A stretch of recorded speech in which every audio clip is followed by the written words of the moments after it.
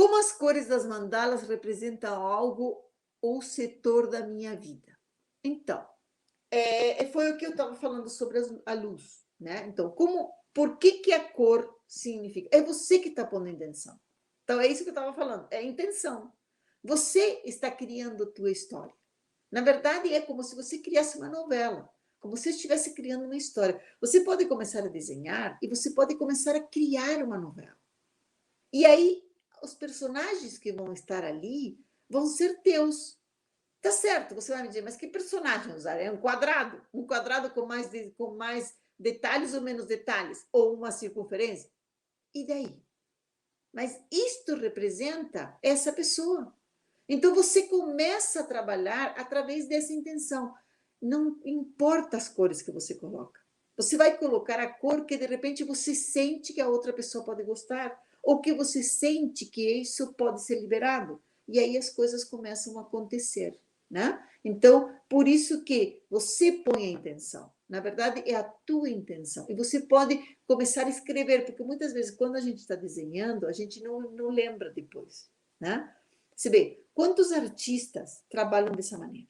Quantos artistas? Uma Frida Kahlo, que é a mais popular, que um montão de gente conhece, né? Tá. O que acontece com a Frida Kahlo? Porque a Frida Kahlo foi uma mexicana, né? Que ela tinha um sério problema. Ela acabou ficando doente e acabou acontecendo um montão de coisas na vida dela. O que ela fez com a obra dela? Ela trabalhou a dor dela, né? As feridas dela, as dores mesmo que ela sentia, e toda a doença dela, ela transmitiu na pintura. Mas isso não foi somente a Frida Kahlo. Todo mundo faz isso. Todos os artistas fazem isso. Eles pintam a sua vida, pintam as suas dores, ou pintam suas alegrias. Mas eles vão pintando aquilo que sentem. Porque qual é o material que um artista tem para transformar isso numa obra de arte? Ele vai trabalhando consigo mesmo. Ele vai trabalhando com o que ele pensa, né? Com o que ele faz, e aí ele coloca uma cor para dizer, sei lá, mesmo um protesto, né? Mesmo se tiver fazer uma pintura de protesto, ele vai colocar as cores que vão protestar, né? Que vão fazer com que as pessoas se choquem de alguma maneira, né? Ou não. Então, o artista vai fazendo isso. Ele sempre está trabalhando consigo mesmo através da arte. E aí o que acontece? As obras ficam com vida, porque quando você coloca as tuas experiências nas obras, você acaba criando a tua vida. O que fazem os músicos com as letras? Não contam a sua vida? Contam que me abandonou, que me deixou, ou que, né, ou sei lá, qualquer outra coisa, né? Que você tem músicas bonitas, tem músicas, mas todas contam uma história. E às vezes são histórias das próprias pessoas, né? Os cantores que cantam músicas de amor, coisa, são às vezes coisas que eles passaram, né? Situações da vida dele. Isso é a arte. O que faz o cinema? Ele não representa a vida. As histórias que tem nos filmes são muitas vezes histórias, às vezes são fantasiosas, mas muitas vezes são histórias reais, histórias de pessoas que sentiram aquilo. Então, a arte, ela imita a vida, né? Esse é o combustível da arte. Como é que se faz arte? A partir de algo que existe, ou de alguma crença, ou daquilo que você pensa, ou daquilo que você sente, ou que você gosta, ou que você odeia, ou você pinta uma dor. Então, o que fazemos com as mandalas? É isso. Por que a gente faz um quadrado estruturado para que qualquer pessoa possa fazer? Porque aí, se você for para ser uma obra de arte, você precisa ter um montão de equilíbrio, você tem que estudar um montão de coisas, né? E fazer um outro processo interno. E você já tem que vir tendo todo esse processo. Mas quando você está fazendo as mandalas, elas não exigem isso. Você já tem uma coisa predeterminada. Você já vai usar a geometria. E a geometria já vai fazer esse processo para você.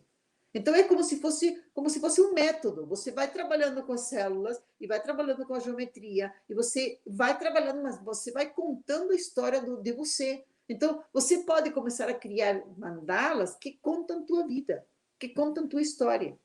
Agora, imagina que bacana você começar a liberar as coisas da tua vida através das mandalas. É uma maneira divertida de você fazer isso e de você começar a liberar tudo aquilo que você precisa liberar. Isso pode ser muito legal, porque não deixa de ser uma maneira de você contar histórias. E depois, se você esquecer depois das histórias, porque eu vejo, às vezes eu conto todas umas histórias e depois, quando eu vou ver de novo, eu esqueço. Né? Então, o que, que eu faço? Eu registro. Se você olhar, por exemplo, atrás desse quadro, tem todo um texto. O que, que eu senti, o que, que eu pensei quando eu estava fazendo aquele quadro. E aí ele conta uma história. Então, você pode ir começando a contar as histórias da tua vida de uma maneira diferente, transformando em arte. E aí você pode transformar, porque você imagina, você começa a fazer essas mandalas e começa a pendurar na tua casa. A tua energia começa a mudar. E todas aquelas situações da tua vida que você achava que eram impossíveis de serem transmutadas ou resolvidas, elas começam a ser transmutadas através das mandalas. E acaba podendo ser uma coisa bem bacana. Muito bem, vamos lá. Qual mais temos aqui, ó? Para quais áreas da vida posso utilizar os processos de fazer as mandalas? Bom, então eu já até falei antes disso. Você pode usar para qualquer área, tá? Você pode usar as mandalas para você liberar coisas e você pode usar as mandalas para você criar coisas novas, tá? Ou você pode usar as mandalas para você transformar algo que você quer. Então, assim, na verdade, as mandalas, eu vejo assim, é como se fosse um processo de meditação, tá? Mas é uma meditação para o Ocidente. Porque o que acontece com a questão da meditação? E hoje eu sei que no Ocidente tem muitas pessoas que meditam muito, mas geralmente as pessoas que meditam muito no Ocidente, elas já eram do Oriente. Não que nasceram nessa vida no Oriente. Elas vinham do Oriente e estão aqui, no Ocidente, tá? Então, o que acontece? O Ocidente, ele tem um processo mais de ação. As pessoas que nascem no Ocidente, nas Américas, na Europa, na África, elas têm um processo de mais ação, tá? O que acontece com as mandalas? As mandalas não deixam de ser um processo de meditação. Você vai meditando e vai transformando e vai fazendo um processo dentro de você. É a mesma coisa que você se colocar a meditar e começar, de repente, a criar novos processos ou mesmo ficar em silêncio. Porque também as mandalas, se vocês experimentam fazer as mandalas no total silêncio, sem de repente nenhuma intenção, você simplesmente senta sem intenção e você começa a pintar. Experimenta fazer isso. E você vai ver tudo que transforma a tua vida. É uma coisa incrível, porque ele começa, e se você começa a fazer, por que eu estou fazendo de manhã as mandalas? Porque de manhã é o melhor horário. Agora, é o melhor horário para mim, pode ser não para você. De repente, de noite é o melhor horário para você, ou de tarde é o melhor horário para você. Você tem que ver qual é o melhor horário, o horário onde você está mais para dentro com você. Para mim é de manhã. Eu adoro de manhã não falar muito, né? Eu começar a meditar, eu sempre meditei, ou se não medito, eu faço as mandalas, ou eu pinto. Então, você acaba trabalhando com você de uma maneira de meditação mesmo. É um processo meditativo, porque não deixa de ser um processo repetitivo, né? Você tem um processo, você tem uma célula onde você tem sempre os mesmos quadradinhos e através desses quadradinhos você está liberando alguma coisa. Mas você também pode fazer com as intenções. Então, você pode pôr as intenções que você quiser. Se você quiser para liberar uma dor,